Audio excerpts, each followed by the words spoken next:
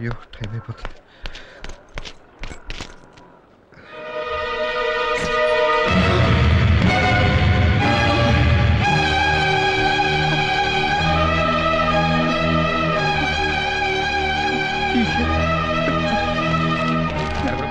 రమ్య, స్కూటర్లో డబ్బు పెట్టాను, ఏమన్నా తీసారా? లేదండి. అమ్మా, స్కూటర్లో డబ్బు పెట్టాను. తెలీదు బాబు.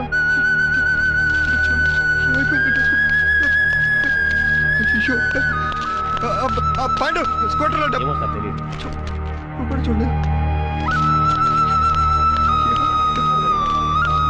బాబు. స్కూటర్ దగ్గర ఏమన్నా రావటం చూసి తెలీదే. ఎప్పుడు చూడు.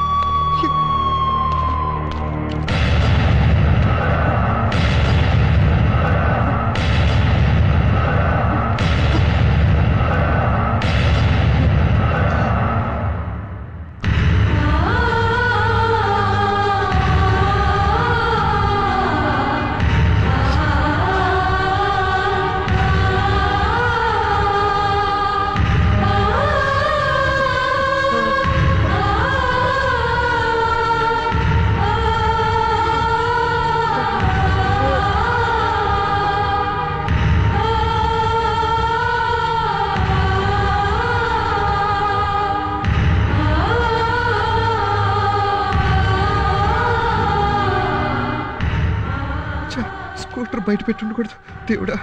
రమ్య, స్కూటర్లో డబ్బు పెట్టాను, కనపట్లేదు. నువ్వేమన్నా చూసావా? నాకు తెలీదు. అయితే డబ్బు ఏమైపోయింది? ఏమన్నా కొట్టేసి ఉంటారంటావా? డబ్బు కంటే సోనాలి ముఖ్యం అనుకుని డబ్బు జాగ్రత్త చేయకుండా హాస్పిటల్కి పరిగెత్తారు. సోనాలి మోసలో పడి నాకు అన్యాయం చేశారు. అందుకే దేవుడు మిమ్మల్ని. నిజమే రమ్య, డబ్బు కూడబెట్టడం కోసం దేవుడికి వెలిగించాల్సిన అగరబత్తులు కూడా ముక్కలు చేసి వెలిగించి కక్కుర్తి పడ్డాను. బహుశా అందుకే దేవుడికి కూడా నా మీద కోపం వచ్చి ఉండొచ్చు. చేయి జారిపోయిన ఇల్లు దక్కించుకోవడం కోసం 20 ఏళ్ళు కష్టపడి దాచుకున్న డబ్బు ఈరోజు చేయి జారిపోయింది. మళ్ళీ అంత డబ్బు సంపాదించే అవకాశం నాకు లేదు. నేను అందరిలాగా మామూలు మనిషినే రమ్య. నాకు కోరికలు, ఆశలు, సరదాలు ఉన్నాయి. కానీ మా నాన్న కట్టించిన ఇల్లు దక్కించుకోవడం కోసం ప్రతి రూపాయి కూడబెట్టాను. ఆ డబ్బు కోసం ఎన్ని ఆశలు చంపుకున్నాను, ఎన్ని రాత్రులు పోస్తున్నానో నాకే తెలుసు. రమ్య, నువ్వు ఒకసారి అడిగావు, గుర్తుందా? ఇటుక సిమెంట్తో కట్టిన ఇంటి మీద మీకు ఎందుకంత మమకారం అని. నీకు అలాగే ఉండొచ్చు, కానీ అది మా నాన్న చెమట రక్తంతో కట్టిన దేవాలయం. అందుకే ఆ ఇల్లంటే నాకు ప్రాణం కంటే ఎక్కువ. ఆ ఇంటి కోసం నాకు నేను ద్రోహం చేసుకున్నానే కానీ ఇంకెవరికి ద్రోహం చేయలేదు. అది పుణ్యమో పాపం. ఇప్పుడు ఒంటరిగా మిగిలిపోయాను.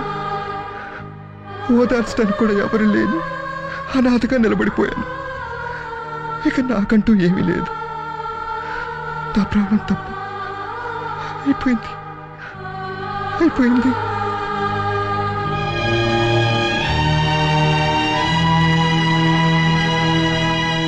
అడుగు వచ్చేసాడు.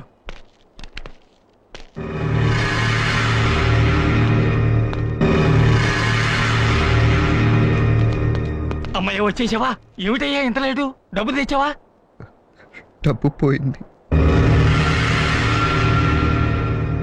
ఏమిటి? డబ్బు పోయిందా? పోలేదు లాయర్ గారు, అసలు డబ్బు లేదు. లేదంటే పరువు పోతుంది కాబట్టి పోయిందని అబద్ధం ఆడుతున్నాడు. ఎవడికి తెలియవి కహాని. అబ్బా మీరు ఉండండి పద్మనాభం. ఇప్పుడు ఏం చేద్దామయ్యా? చేయడానికి నా చేతుల్లో ఏం లేదు లాయర్ గారు, అంతా అయిపోయింది.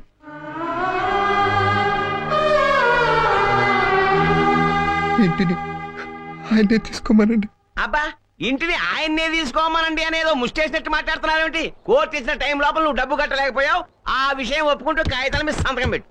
ఈ క్షణం నుంచి చట్ట ప్రకారం ఇల్లు నా సొంతం. సంతకం పెట్టవయ్యా. దా దా.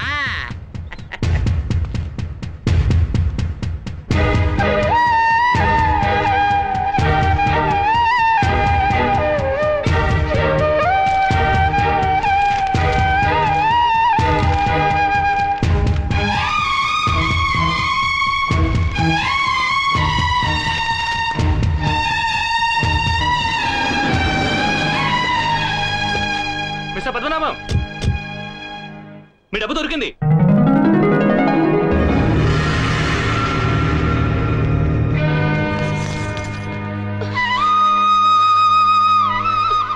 ఏమండి, నన్ను క్షమించండి. అనిల్ నాకు అన్ని విషయాలు చెప్పారు. మిమ్మల్ని అర్థం చేసుకుని మీకు తోడుగా నిలవాల్సింది పోయి మిమ్మల్ని నాన్న మాటలు అన్నానండి. పైగా సూటిపోటి మాటలతో మీ మనసు కష్టపెట్టాను. నన్ను క్షమించండి. క్షమిస్తాడులేమ్మా, ముందు డబ్బివ్వు. ఇదిగోనండి మీ డబ్బు. ఇక ఇల్లు ఖాళీ చేయండి. ఖాళీ చేస్తాం సార్. ఖాళీ చేయాలని మాకు తెలుసు. ఖాళీ చేస్తాం. డబ్బులు ఇచ్చేసరిగా ఖాళీ చేస్తాం. ఏదో ఇంట్లోకి వచ్చే కలిసి వచ్చింది. వ్యాపారంలో ఏది పట్టుకున్నా బంగారం అయింది. ఇదిగో దీని హెల్త్ బాగుపడింది. వీడికి పెళ్ళైంది. మనవలు కూడా పుట్టారు. సాదా సీదాగా ఉండేవాడిని. సంఘంలో పేరు ప్రతిష్టలు వచ్చి అయితే మాత్రం డబ్బులు ఇచ్చేసారు కదే, ఖాళీ చేసేయాలి. ఏమే, ఇల్లు కట్టుకున్న వాళ్ళకే కదే, అందులో కాపురం ఉన్న వాళ్ళకి కూడా అనుబంధం ఉంటుంది. ఉంటే మాత్రం ఎలకాలం ఉండగలవా? డబ్బులు ఇచ్చేసారే, ఖాళీ చేసేయాలి. ఎలాగే దృష్టి మళ్ళీ చూస్తున్నాయి. మళ్ళీ సామాన్లు మారేయండి. ఖాళీ చేసేయాలి. మనం ఖాళీ చేసేయాలి రా. ఖాళీ చేసేయాలి. డబ్బు ఇచ్చారా? ఖాళీ చేసేయాలి. నడవండి. చేసేస్తాను సార్. ఖాళీ చేసేస్తాను. డబ్బిచ్చేసారు. ఇక వెళ్ళి ఇల్లు ఖాళీ చేసేయాలి అంతే. మరి రండి బాబుగా మీ తాతగా రండి. డబ్బిచ్చేసారు. లేకపోతే బెడబట్టి బయటికి వెళ్ళి వెళ్తావా? బెడబట్టి బయటికి వెళ్ళి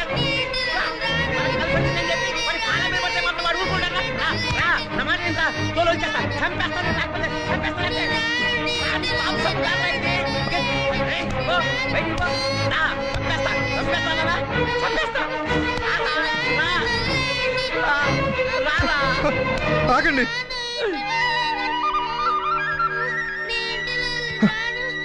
అంకుల్, ఇల్లు మీరు తీసేసుకుంటారా అంకుల్? ఆ గులాబీ మొక్క మా తమ్ముడు పెంచుకున్నారు అంకుల్. పక్కింట్లో ఎదురింట్లో మా బెస్ట్ ఫ్రెండ్స్ ఉన్నారు అంకుల్. ఈ ఇల్లు మాకు వదిలేయండి అంకుల్, ప్లీజ్ అంకుల్. నేను పెద్ద అయ్యాక ఇంతకన్నా పెద్దలు కొని పెడతాను అంకుల్.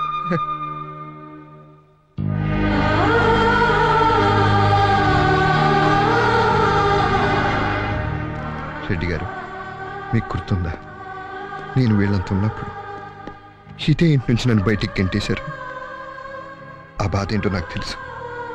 గుండెలు బాదుకునేలా ఎంతగా ఏడ్చానో నాకు ఇంకా గుర్తుంది.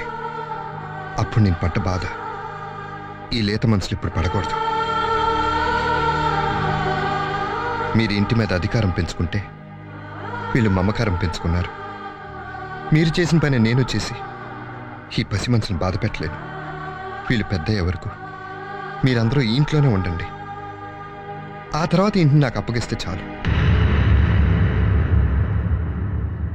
ఒక్క నిమిషం, ఇప్పుడే వస్తా.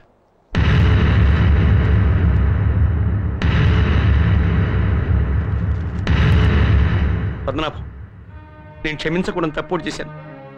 ఈ ఇంటి నువ్వు తీసేసుకుంటావని భయపడి నీ స్కూటర్లో డబ్బులు నేనే దొంగతనం చేయించాను.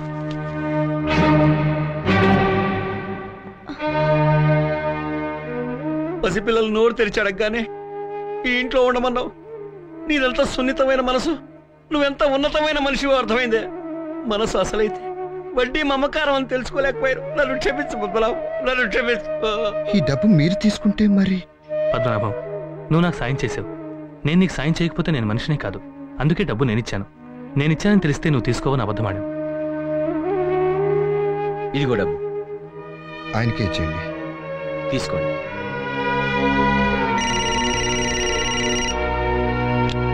హలో, సోనాలికి, నేను ఇప్పుడే బయలుదేరి వస్తున్నా.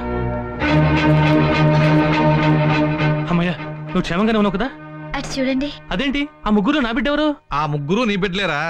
ముగ్గురు వాడపిల్లలే. ఒకే గదికి 4 గుమ్మాల్లాగా ఒకే కాన్పుకి 3 బిడ్డలు. ఆహా, వాస్తు బ్రహ్మాండం. పద్మనాభం గారు, నేను మీలాగే అదృష్టవంతుణ్ణి. మీకు 3 మగపిల్లలు, నాకు 3 ఆడపిల్లలు. ఇప్పుడే సంబంధాలు కలిపేసుకుంటే 2 ఫ్యామిలీస్ కలిసిపోతాయి. నిజమే. ఆ కట్నం మీద ముందు ఇచ్చేస్తే నా పిల్లల ఎడ్యుకేషన్ పనికి వస్తుంది కదా. తమ్ముడు, అప్పుడే పిల్లల బడ్జెట్ కూడా లింక్ పెట్టేసావన్నమాట.